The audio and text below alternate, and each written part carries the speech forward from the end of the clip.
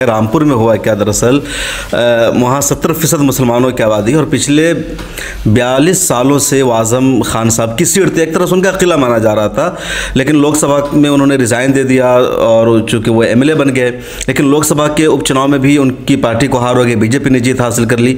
इस मरतबा उनकी मेंबरशिप रद्द हो गई। अब उपचुनाव में उन्होंने जिसको अपना उम्मीदवार बनाया उनकी भी 34,000 वोटों से हार हो गई। अब ताज्जुब में है कि समाजवादी पार्टी के गढ़े 70% मुसलमान हैं, हिंदू आबादी सिर्फ 28% है, उसमें भी ज़्यादातर वोटर इन्हीं के हैं समाजवादी के। फिर बीजेपी कैसे जीत गई? अब वो कह रहे हैं कि हमारे लोगों को वोट देने नहीं दिया गया, पुलिस ने महिलाओं पर हमला किया, लाठी चार्ज की, इसलिए लोगों में डर और खौफ का माहौल था, लोग वोटिंग करने नहीं गए। जो बात मैं राहुल जी के लिए भी कह रहा था, कांग्रेस पार्टी के लिए कह रहा था वही तो मैंने सपा के लीडर्स को देखा, खुद आज़म खान साहब को एक वीडियो में देखा, वो तो जिंदाबाद के नारे लगा रहे थे, चुनाव आयोग के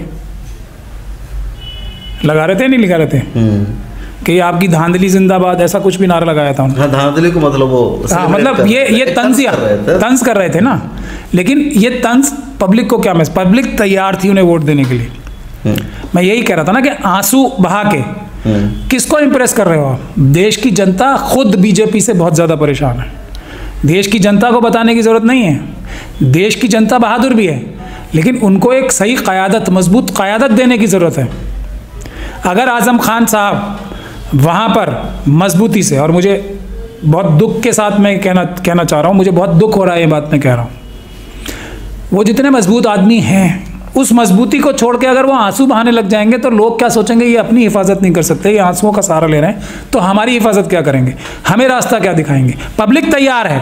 अगर मजबूती के साथ उनकी टीमें बूथ पर रहती तो किसी पुलिस वाले की ये गैर कानूनी काम करने की मजाल और हिम्मत नहीं है। मैं गारंटी के साथ ये बात कह रहा हूँ, और मैं अपनी सर्विसेज पहले भी ऑफ़र कर चुका हूँ, हमारे मौलानाओं को भी, मौलाना साद को भी बहुत पहले सर्विस ऑफ़र की थी मैं आज, और ओवैसी साहब को भी शायद अब मेरी सर्विसेज की ज़रूरत पड़े, क्योंकि जो फार्मूला रामपुर में इख्तियार किया गया है, आज भले ही कुछ लोगों की थ्योरी के हिसाब से ओवैसी साहब बड़े कंफर्टेबल जोन में हैं, एक जो हमारे होम मिनिस्टर साहब हैं उनसे, अगर इस थ्योरी में जान है या नहीं है उसमें मैं नहीं जाना चाहता, लेकिन जो फार्मूला रामपुर में लगा है वो हैदराबाद में भी लगेगा। वोट देने से रोक दिया जाएगा। 31% वोट होंगे और वो ही वोट डाले जाएंगे जो बीजेपी के वोट होंगे। इस फार्मूले को रोकने के लिए आंसू नहीं चाहिए। मैंने सुना है ओवैसी साहब भी आंसू निकाल रहे थे, कहीं नहीं रो रहे थे, वो दुआ करा रहे थे गुजरात में अपने कैंडिडेट के लिए। देखा है आपने रोते हुए? सबसे ज़्यादा खतरा एक लीडर की शनाख्त तो यही होती है कि पब्लिक आंसू गिराने आप अल्लाह के सामने गिराइए। पब्लिक पैलेस में तो जितनी मजबूती के साथ आप सामने आएंगे उतनी आपकी अहमियत बढ़ेगी। अगर पब्लिक और आवाम के सामने जब आंसू गिरने लगते हैं, एक कमज़ोरी का एहसास होने लगता है, एक मैसेज जाता है कि आप बेबस हो चुके हैं। मेरे आंसू, मैं तो पब्लिक लाइफ में हूँ बहुत दिन से, किसी ने मेरे आंसू देखे हैं कभी भी? सबसे ज़्यादा जुल्म, ज़्यादती, हमले, अटैक मुझ पे हुए होंगे, ये बातें मुझे कहनी नहीं चाहिए। आंसू देखें? हाँ, मेरे आंसू निकलेंगे एक जगह, अल्लाह के सामने। दुनिया नहीं देखेगी वो, क्योंकि मैं अल्लाह से डरता भी हूँ और उससे गिड़गिड़ा के भीख भी मांगता हूँ।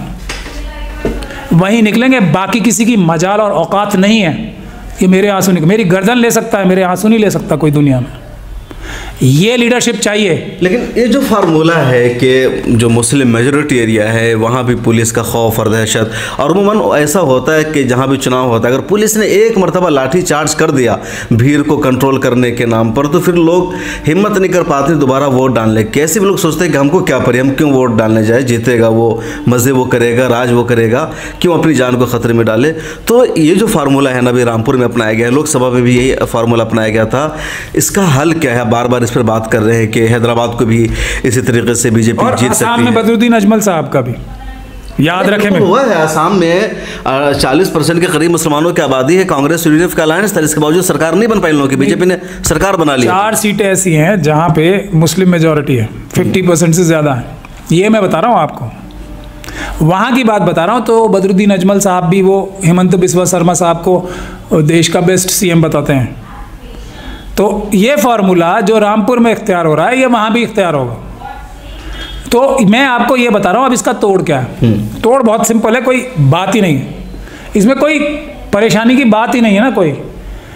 तोड़ चाहिए लीडरशिप, लीडरशिप चाहिए जो अल्लाह से डरती हो, लीडरशिप चाहिए जो संविधान से प्यार करती हो, संविधान को लीडर क्या होता है? जो लोगों को क़यादत दे सके, ये नहीं कि लोगों के पीछे छुपे, जब भावनाओं में है वेव पे इलेक्शन जीत के और लोगों को इस्तेमाल करे। लोग बहादुर हैं हमारे मुल्क के। अगर लीडरशिप होती सही, किसी पुलिस वाले की मजाल नहीं है जो कानून तोड़ के, ये जो हो रहा है, किसी इलेक्शन कमीशन के ऑफिस बेयरर की या किसी रिटर्निंग ऑफिसर की हिम्मत और मजाल नहीं है कि अगर मजबूती से जो कैंडिडेट लड़ रहा होगा इलेक्शन, उसके खिलाफ ये सब धांधली कर सके। मैं पूरी गारंटी के साथ, मैंने बहुत इलेक्शन लड़वाए हैं और मुश्किल जगहों पे जाके लड़वाए हैं। तो जहाँ जहाँ हमने मजबूती से अपना कदम रखा, वहाँ आरओ को मजबूरन, वहाँ पुलिस को और एसएसपी को मजबूरन कानून का पालन करना पड़ा। और यही मिशन सेव कॉन्स्टिट्यूशन है हमारा। हम क्या कह रहे हैं, यही काम कह रहे हैं ना कि ज़मीन पे। एक बात और मैं यहाँ कहना चाहूँगा, ये मुसलमानों के साथ, आप मेरी पुरानी वीडियो बहुत सारे लोगों ने देखी होगी, मैं एक बात ये बहुत बार कहता रहा हूँ, मुसलमानों के साथ जो अब हो रहा है, ये शेड्यूल कास्ट और शेड्यूल ट्राइब कम्युनिटी के साथ 70 साल से हो रहा है। उनको वोट नहीं डालने दिए जाते पुलिस के डर से।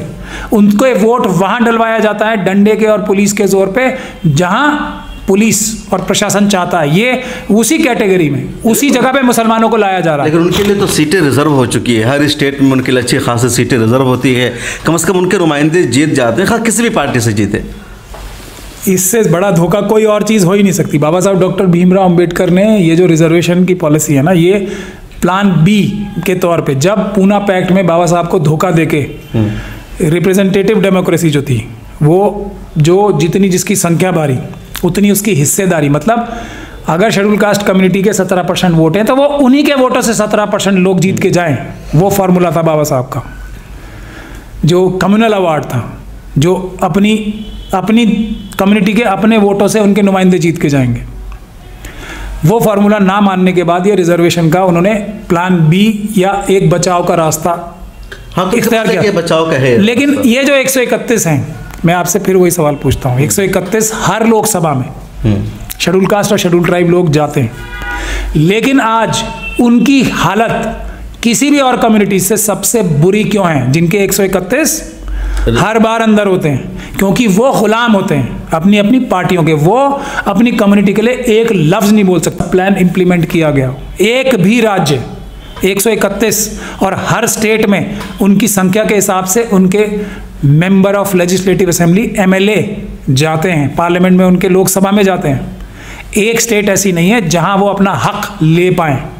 नहीं तो हर शेड्यूल कास्ट और शेड्यूल ट्राइब कम्युनिटी का व्यक्ति आज करोड़पति है, उनके पैसे वहां जमा हैं। मतलब वहां भी वही कमी है, जो लीडरशिप है उसका फुकदान है। नहीं, ये जिनको नेता बनाते हैं वो अपनी दुकान चमकाने। मैंने अभी आपको एग्जांपल दिया ना दिल्ली का अली मेहंदी साहब को। ये उस तरह के गुलाम ढूंढते हैं ना पॉलिटिकल पार्टीज वाले, कि ये कौन सबसे बड़ा हमारा चमचा होगा जिसको हम पार्लियामेंट में भेज दें। तो ये वो 131 लोग हैं, और ये मैं नहीं कह रहा हूँ बात, ये बाबा साहब ने कही है, काशीराम साहब ने ये बात कही। महमूद परांजा साहब, एक बात